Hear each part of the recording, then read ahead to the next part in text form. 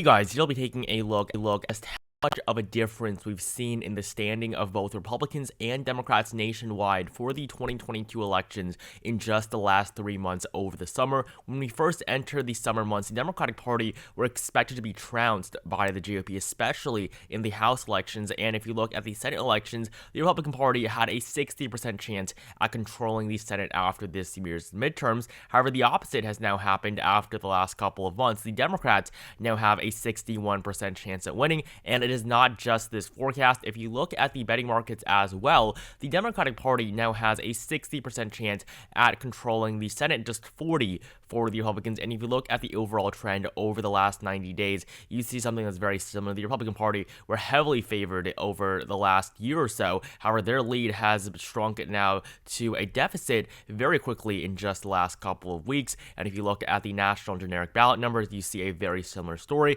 The GOP had been leading in this metric for almost a year, since all the way back in November. However, just recently, over the last couple of days, they lost their lead, and Democrats are now ahead nationwide by a margin of 0.3%. And so as a result of all of this, Democrats may defy history with Joe Biden as the incumbent president and actually expand upon their majority in the Senate and gain in the amount of governorships that they control. Now, they're still likely to lose the House. I'll go over why in a moment here, but the Democratic Party is doing much better than they should be. If you look at the last couple of midterm elections, the incumbent party in the White House always does poorly after first being elected. If you look at the 2018 Senate elections, now 2018 was actually an anomaly. The Republican Party had a very favorable map. I mean, just look at the amount of states Democrats had to defend. If you look at the flip states on this map, you'll understand why the Republicans were able to actually expand the majority by 1 seat. If you look at 3 of the 4 flips for the GOP, they were in North Dakota, Missouri, and Indiana. All 3 of these states voted for Donald Trump by solid margins in 2016, and even though Claire McCaskill and Joe Donnelly were pretty popular senators, they just could not overcome the fact that the GOP had become so popular in these states as a whole. Florida was the only major flip for the Republican Party that was actually impressive. Bill Nelson was running for his 5th term, and he was actually defeated by Rick Scott, and this was just a sign that Florida was going to continue to shift to the right. The 2 flips with the Democrats were in Nevada with Jackie Rosen defeating Dean Heller and Kyrsten Sinema defeating Martha McSally in Arizona. And so both of these wins for Democrats were much more important than the 3 wins for Republicans in North Dakota, Missouri, and Indiana. And on top of that, Democrats actually did pretty well. They were able to defend their seats in Montana, Ohio, and West Virginia. Montana and West Virginia were both very solid Democratic states, and Ohio has shifted to the right by 11 points from 2012 to 2016. And if you look at the other races in the Midwest, I mean, basically, all of the upper Rust Belt Democratic incumbents won by pretty large margins, considering that Trump won 3 of these states in 2016. Now, the GOP may have been able to retain their majority in the upper chamber. If you look at the other elections in 2018, they were pretty disastrous for the Republican Party. Looking at the governor elections, I mean, 7 flips for the Democratic Party nationwide, with the big one being in Kansas. The Republican Party lost the Kansas governorship in 2018. They also lost many races in Illinois, Michigan, and even Wisconsin with the election of Tony Evers over Scott Walker. And of course, in Alaska, this was the only flip for the GOP, but this is because Mike Dunleavy won his election after Bill Walker, the independent, did not run for re-election. If you look at the House elections, I mean, not any better for the Republican Party in 2018.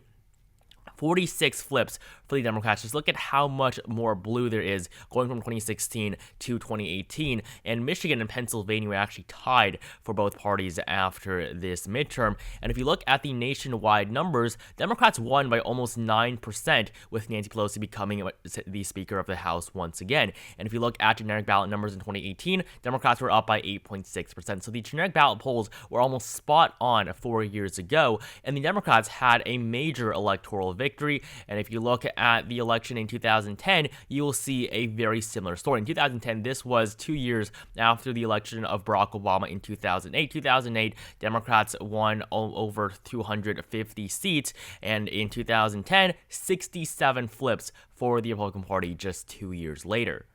And so after this point, the Democratic Party under Barack Obama would never regain the majority in the House. If we look at the 2002 elections, another big anomaly. I mean, George W. Bush was elected in 2000, and he became the most popular president ever after 9/11, and so we had a rally around the leader effect after the attack. And of course, in 2002, American politics was much less polarized, so the Republican Party was able to defy history and expand their majority in both the House and the Senate. They did well in the governor elections as well. However, if you go back to 1994, 2 years after the election of Bill Clinton, 58 flips for the Republican Party. This, of course, was the Republican Revolution of 1994, and this was the first time that the GOP won the majority in the House for decades. So this trend of the incumbent party losing the midterms 2 years later, it really is a recent one that started with the election of Bill Clinton and then the midterm in 1994, but it is something that has stayed true pretty much ever since, and so that is why Joe Biden is not likely to see that great of a showing after these midterms. Yes, they may win the Senate,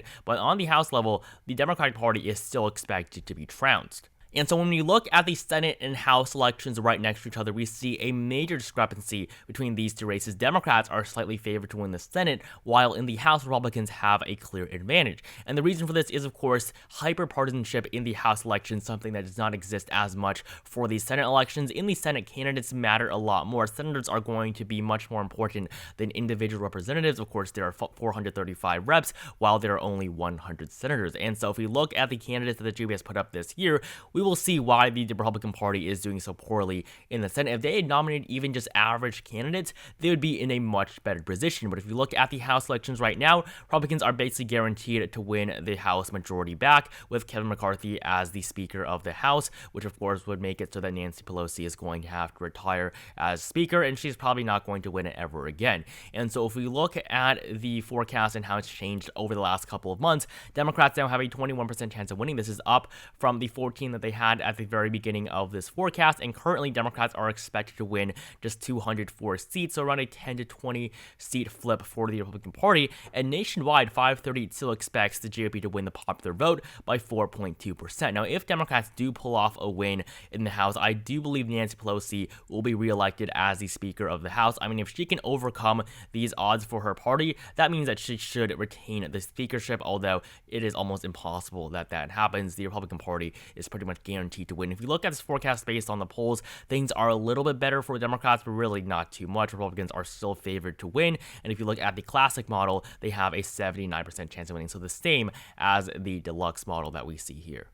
And now if we look at the Senate elections, we've seen a much more fluid race between both parties. Democrats, of course, basically flip the odds upside down when they now have a 61% chance of winning. The average number of seats controlled by each party sits at 50 for both, and of course this means that Democrats would retain the control of the upper chamber. And if you look at each of the individual races here, Democrats are doing much better than they should be. I mean, they're favored in both Georgia and Nevada, and North Carolina is becoming one of the closest races that we have. It is as competitive as both Pennsylvania and Wisconsin. John Fetterman has the same chance at flipping Pennsylvania that Ron Johnson has of retaining and winning re-election in Wisconsin. And so if we look at many of the other races, I mean, Blake Masters has just a 29% chance at flipping Arizona, 71 for incumbent Mark Kelly. That is the position that Republicans are in right now. If we look at each of the individual states on our map here, the Democratic Party, 71% chance of winning in Arizona, 67 in Pennsylvania, 51 in Georgia, and 57 in Nevada. All four of these races were said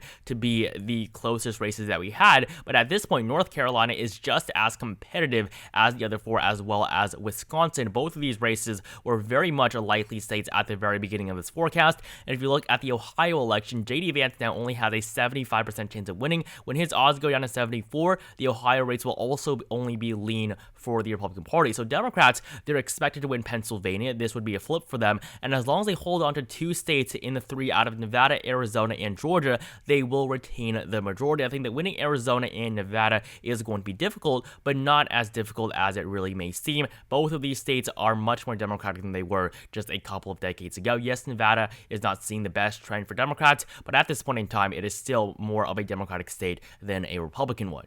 And finally, looking at the governor elections, we see something that's pretty similar to what we're seeing in the Senate. Democrats are increasing their chances in many of these races, and just like the Senate elections, partisanship matters less than in the House. The individual candidates themselves have a major effect on these races. If we look at the individual races, I mean, we see the closest ones are Kansas, Arizona, Nevada, Oregon, surprisingly, as well as the elections in New Mexico and Maine. So these races are all favoring Democrats currently. Even in Kansas, Laura Kelly is expected to win her re-election. She has a 52% chance of winning. I think this is a pretty accurate projection here. Yes, the Republicans are still probably going to win Kansas in my opinion, but just based on the polling right now, the Democratic Party is doing pretty well. And if you look at many of the other races on this map, in Nevada, Steve Sisolak has a 62% chance at winning re-election. This is another one of those very close races. In Oregon, we have a surprisingly close one. This is because it's a three-way race between Tina Cote, Christine Drazan, and Betsy Johnson. Johnson is taking away a lot of the liberal vote. In Arizona, Katie Hobbs has a 59% chance at defeating Carrie Lake. In New Mexico, Michelle Lujan Grisham, 80% chance of winning. She's not that great of a candidate. I think that probably one of the worst ones the Democrats have on the ballot this November. In Florida, of course, it's likely for Ron DeSantis, as well as in Georgia for Brian Kemp. And in the state of Maine, Janet Mills has an 81% chance at defeating Paula Page. I mean, if you want to look at more competitive races, of course, all four of the races in the upper Midwest. In Minnesota, Tim Walz, 89% chance that he wins re-election and defeats Scott Jensen. In Wisconsin, Tony Evers has an 80% chance of winning. I mean, this would be a major win for the Democratic Party when he runs against Tim Michaels. I've been told that is the pronunciation. And if you look at how the odds have changed, I think the 538 forecast has always overestimated Tony Evers. I don't think he's that great of a candidate. I do think that if the Republicans went with Rebecca Kleeffish, I think they would have had a much better chance. But Tony Evers is not that special of a governor. And I mean, in a year like 2022, it will be difficult for him to win. The last time that a Democrat won a governor election in Wisconsin with a Democratic president in office was in 1962 when JFK was the president. In Michigan, we have not a competitive election at all here, with Gretchen Whitmer having a 95% chance at winning her second term. And in Pennsylvania, where there is no incumbent, Josh Shapiro has an 85% chance at defeating Doug Mastriano. So once again, just like the Senate elections, Democrats are in a very good position going into the gubernatorial elections. And if they see a gain in the amount of governorships that they hold, because they're going to flip both Massachusetts as well as Maryland with no Republican incumbents running, the Democratic Party could defy the odds, and actually this would not be a red wave year for Republicans at all. And if we look at the approval rating of Joe Biden, we're seeing an upward trend for Democrats as well here, with Biden having now a 40.3% approval rating, 55.6% disapproval rating, and the numbers have gone up significantly since the middle of the summer, where he had a negative 20% approval rating overall in the negatives. Now he has a negative 15% overall net approval, and for the first time in almost 2 months, Joe Biden is now approved of by over 40% of the country. And so, of course, Joe Biden has basically been continuously going down over the last 2 years. But as we approach the midterms, if Democrats can keep up this trend with Joe Biden becoming more popular, they really could stand a chance. I mean, just recently, Democrats passed 3 major bills. They also killed the leader of Al-Qaeda, the successor to Osama bin Laden. And on top of that, gas prices are going down as well as the inflation rate. So the economy is doing well as well. And of course, the vaccination rate is quite high in the US, and COVID is really not becoming that big of an issue anymore. And so if you look at the approval rating of Joe Biden compared to former presidents, yes, it's not great, but because of how polarized we are right now, it is not that terrible either. I mean, he is still more popular than Jimmy Carter in 1978. And if you look at the approval rating of Donald Trump versus Joe Biden, yes, Biden has been underwater over the last couple of months, but he is now going back up and may actually overtake Donald Trump once again. And of course, in 2018, Trump was able to retain control of the Senate. And so now if we look at the polling for each of the individual Senate elections, this will be a bit shorter of a video, but I want to finish by looking at these polls in the betting markets. I mean, just look at the major races. Basically, all of them are up here. In North Carolina, we see an even matchup between Ted Budd and Cheri Beasley. Now, this is a race that Republicans should be winning in by a pretty significant margin. In Nevada, Catherine Cortez Masto is up by 1.5%. In Georgia, 2.7% for Raphael Warnock. In Ohio, Democrats with Tim Ryan are actually leading by 4.5% against J.D. Vance. I mean, just look at a race like Arizona. Mark Kelly is up by 10.2% against Blake Masters, and of course in Pennsylvania, John Fetterman has a 10.8% lead over Mehmet Oz. The governor election is not any better for the GOP. In Nevada, +2 for Steve Sisolak. In Georgia, yes, Republicans are ahead. In Pennsylvania, we see a very similar race to the Senate election with Josh Shapiro up by 8.2%. Texas Republicans are doing pretty well here. It's almost impossible for Beto O'Rourke to win. And of course, in New York, we actually have a surprisingly close election between Kathy Hochul and Lee Zeldin. So most of these polls are very strong for the Democratic Party recently, and that is one of the main reasons why they're so favored. If we look at the 538 forecast for the Senate based solely on the polls, the Democratic Party has a 79% chance at winning the majority. It's 21 for Republicans, and if you look at the individual races, Republicans have just a 10% chance at winning in Pennsylvania. Raphael Warnock has a 65% chance of winning re-election. In Arizona, 91 for Mark Kelly and 63 for Catherine Cortez Masto in Nevada. Even in the state of North Carolina, Sherry Beasley is now favored if we look at the polls alone. She has been doing pretty well. In Ohio, Tim Ryan has a 70% chance at winning this race based on the polls alone.